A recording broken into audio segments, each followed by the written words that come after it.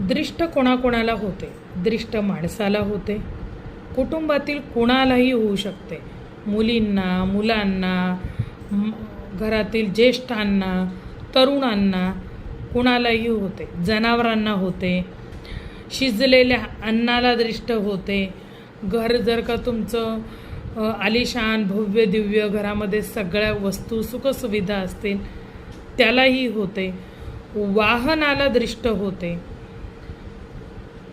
कशालाही दृष्ट होऊ शकते. लक्षात घ्या, पिकांना सुद्धा दृष्ट होते. उभी पिकं तुमची नाहीशी होतात.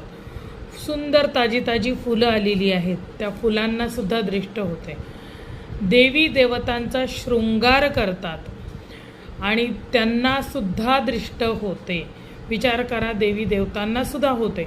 तर तिथे तुम्ही आम्ही माणसं अगदी साधारण आहोत. सांगायची गोष्ट अशी आहे, तर अशी दृष्ट ज्या वेळेला होते त्यावेळेला दृष्ट उतरवण्याचे अनेक प्रकार आहेत.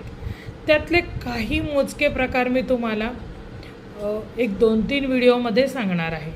आता पहिला उपाय म्हणजे असा की जर का एखाद्या व्यक्तीला खाण्यावरनं दृष्ट झाली असेल, की होतं ना असं की माणूस अगदी आनंदाने जेवतो, त्यावेळेला सुद्धा कुणाची तरी नजर पडते आणि मग त्या व्यक्तीचं जेवण हे कमी कमी होताना दिसतं. खाल्लेलं जेवण पचत नाही, उलट्या होतात, जुलाब होतात, भूकच लागत नाही. असे सगळे प्रकार हे खाण्याच्या दृष्टीवरचे आहेत. मग अशा वेळेला काय करायचे आहे, तर जे काही जेवण ती व्यक्ती जेवणार आहे त्यातला पहिला घास किंवा शेवटचा घास हा 7 वेळेला खा खा खा असं रागाने म्हणत 3 वेळा म्हणायचं आहे. खा खा खा असं 3 वेळा रागाने म्हणून त्या व्यक्तीच्या डोक्यापासून पायापर्यंत तो घास उतरवायचा आहे आणि बाहेर नेऊन टाकून द्यायचा आहे. कुठल्याही दिशेला टाका तुम्ही, जी काही जीवजंतू आहेत ते खाऊन घेतील.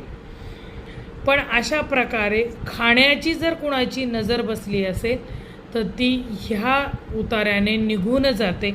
घरगुती पद्धतीने सुद्धा आपण ह्या गोष्टी करू शकतो, काढू शकतो. तर दृष्टीचा हा पहिला प्रकार सांगितलेला आहे. व्हिडिओ पुढे सुद्धा बघा, कारण की मी 3-4 प्रकारच्या नजर किंवा दृष्ट काढण्याच्या पद्धती इथे सांगणार आहे.